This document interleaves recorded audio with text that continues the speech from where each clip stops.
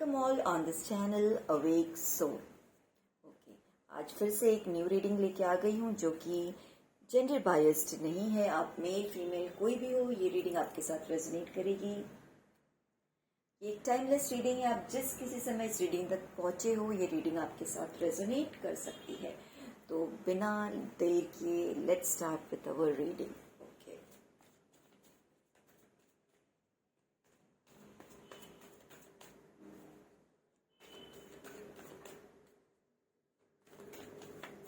Reading start करने से पहले इवन मुझे पता नहीं होता कि रीडिंग में क्या निकलेगा और ये रीडिंग किसके लिए होने वाली है। जैसे जैसे कार्ड्स ओपन होते हैं, स्टोरी क्रिएट होना शुरू हो जाती है। ओके, सो लेट्स सी आज की रीडिंग किसके साथ रेजोनेट करेगी।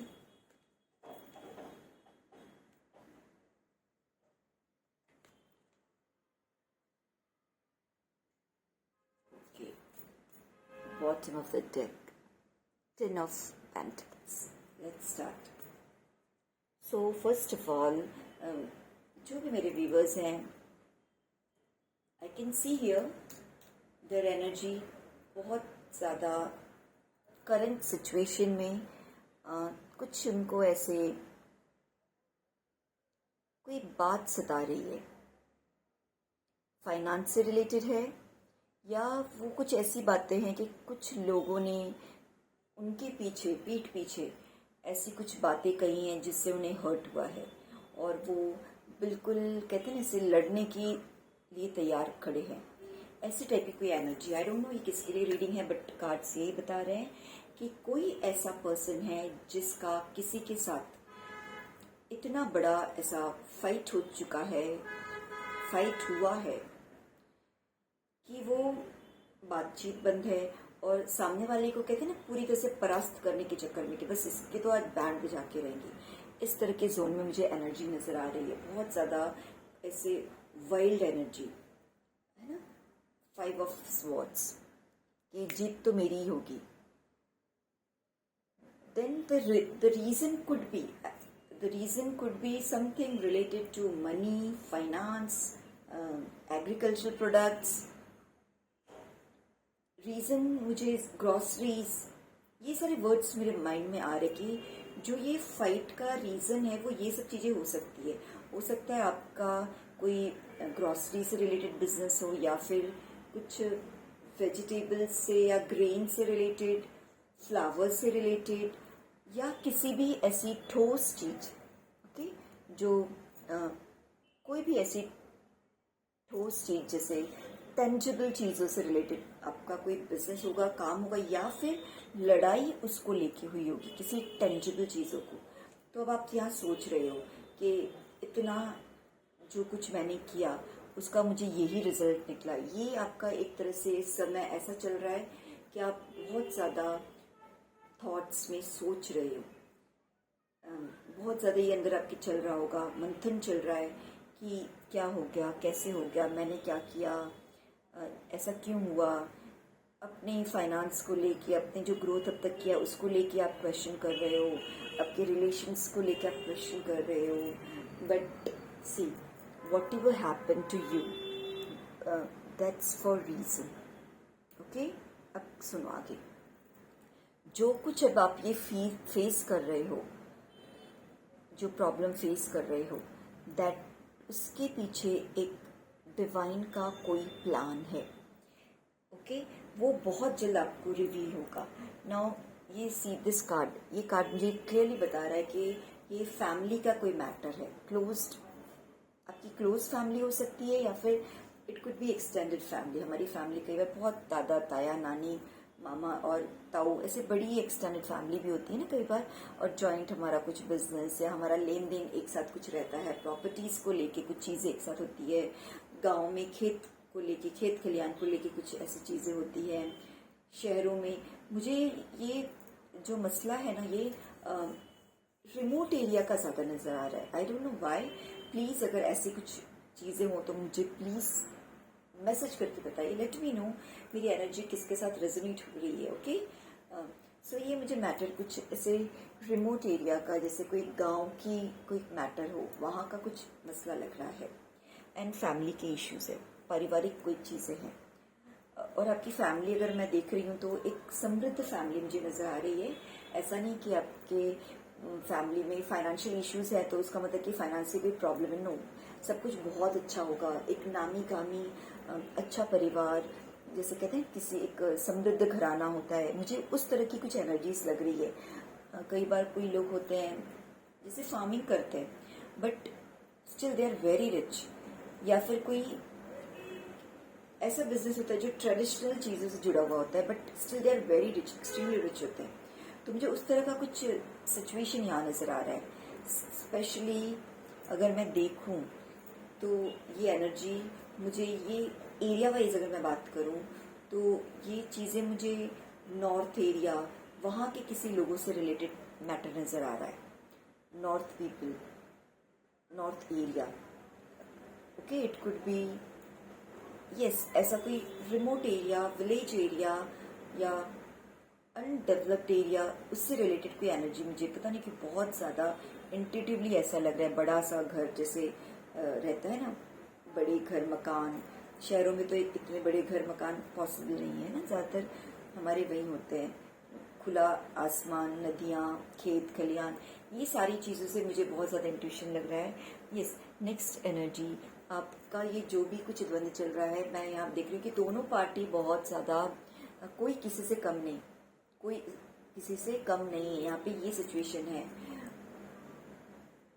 बट अगर मैं आपके पर्सपेक्टिव से देखूँ ये कार्ड, क्योंकि ये रीडिंग आप देख रहे हो, तो मैं आपके पर्सपेक्टिव से बोलूँगी कि दोनों में कोई किसी से कम नहीं, इसके बावजूद आपका पलड़ा भारी है। यू हैव दैट स्ट्रेंथ कि अगर कोई क्रिटिकल सिचुएशन है तो हर क्रिटिकल सिचुएशन को हम लड़ाई से सॉल्व करें, झगड़े को झगड़े से काटे, ज़रूरी नहीं है ना।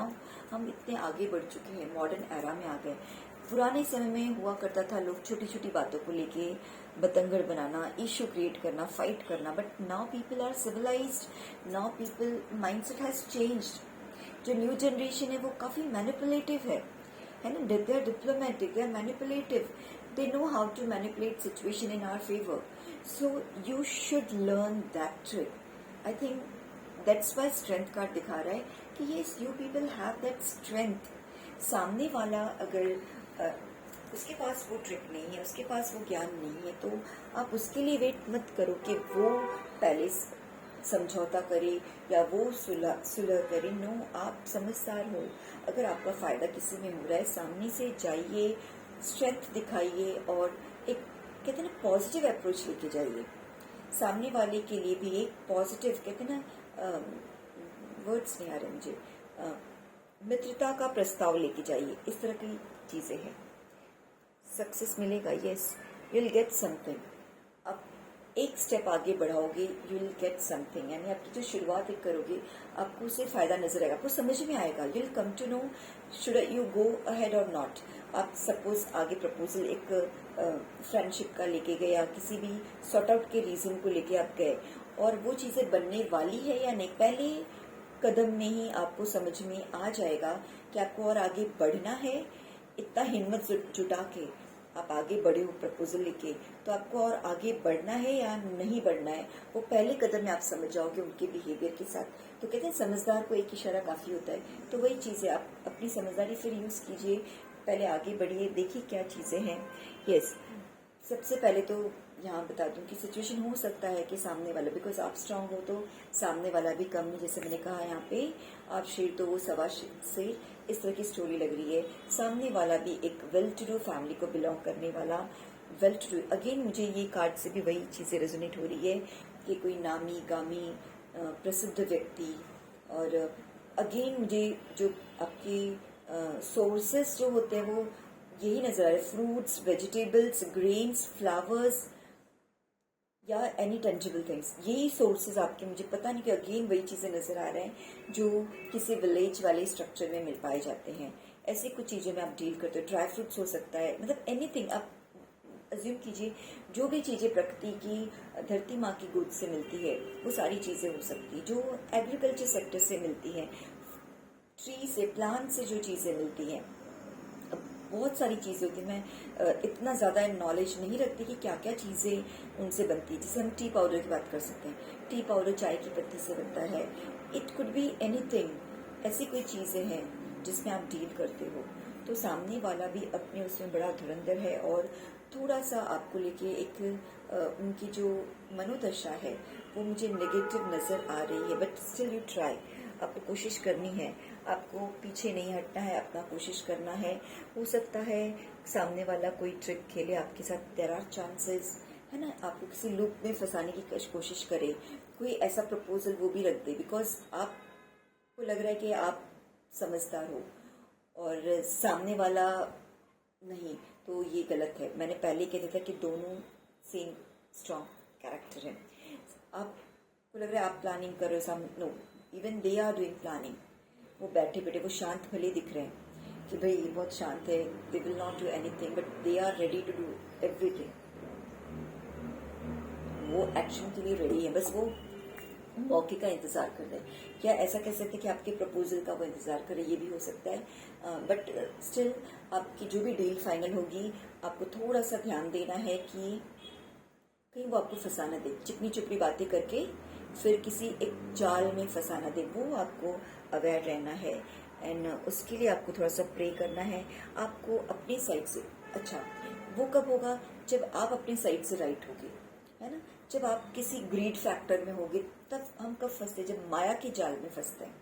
कोई ग्रीड फैक्टर के थ्रू हमें कोई फंसा सकता है, बट आप अपने पॉइंट ऑफ व्यू पे क्लियर होगे, किसी भी इल्यूजन से दूर रहोगे और ग्रीड फैक्टर से स्पेशली दूर।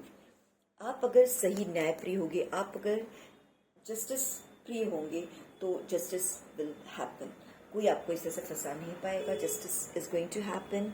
एक्शन, यस, आगे के जो भी एक्शंस होंगे वो डिवाइन अच्छे। अगर आप मन में, अपने मन में एक कहते हैं ना निर्छल भाव रखोगे, मैटर को सॉल्व करना है, मुझे फायदा गेन करना है, ऐसा नहीं, ये मैटर है, उसको अच्छे से सॉल्व करना है, दोनों का नुकसान ना हो, किसी को परेशानी ना हो, ये वाले फैक्टर से सच्चे दिल से आप जाओगे तो डिवाइन आपको दिखाएगा, उसका रिजल्ट, एक्शन अच्छा ही होगा। Then no one can stop you, no one can stuck you. Otherwise, see, it's a big warning also. आप इसको एक अलार्मिंग वॉर्न की तरह भी समझ सकते हो कि अगर किसी प्रकार के प्रलोभन में फंसे तो आप तो इस तरह से फंसने वाले हो, वो आपको फिर पूरी तरह से अपने मुट्ठी में वश में कर सकते हैं। तो प्रलोभन से बचना है। साथ में ये भी सजेशन है कि इसका मतलब ये नहीं कि आप एकदम से लेट गो वाले मोड में आ जाओ, नो, बी अवेयर, वॉरियर की सिचुएशन में रहना है। अगर आपका कुछ पलड़ा कम हो रहा है, कहीं से आपको कुछ कम कैसे बताओ, कम आका जा रहा है, या फिर आपको कहीं से चीट करने की कोशिश कर रहे हैं, तो there you have to take stand. वहाँ आपको पूरा स्टैंड लेना है, वहाँ पे फर्मली आपको कम्युनिकेट करना है, खड़े रहना है, यानी वॉरियर वाली सिचुएशन में रहना है। अपनी चीज़ें ऐसे ही गंवानी नहीं है जो आपने मेहनत से कमाई। सी अभी फ्लो चालू हो गया, नाउ लिसन, बहुत से बातें निकलेंगी, आप देखते जाइए फटाफट आपसे रेजोनेट हो रही है या नहीं। सो आपने जो कुछ कमाया है अपनी मेहनत से, प्लीज उसको तो बिल्कुल नहीं छोड़ना है। ये चीज आपको स्पेशली यहाँ पे गाइडेंस मिल रहा है, जो चीज आपने अपनी मेहनत से बनाई है वो छोड़ना नहीं है। अगर वो छोड़ने की नौबत आ रही है तो आपको बिल्कुल से सामने लड़ने के लिए खड़े होना है। यहाँ पे आपको बोला गया है कि बहुत ग्राउंडेड रह के अपनी चीजों को कंट्रोल अपने हाथ में रखिएगा। यस, ईगो, अगर सामने वाला इगोस्टिक हो रहा है तो आपको उसके ईगो की तरफ ध्यान नहीं देना है, उसके ईगो को आपको लेट गो करना है, क्योंकि वो उसका ईगो एक तरह से दिखावा है।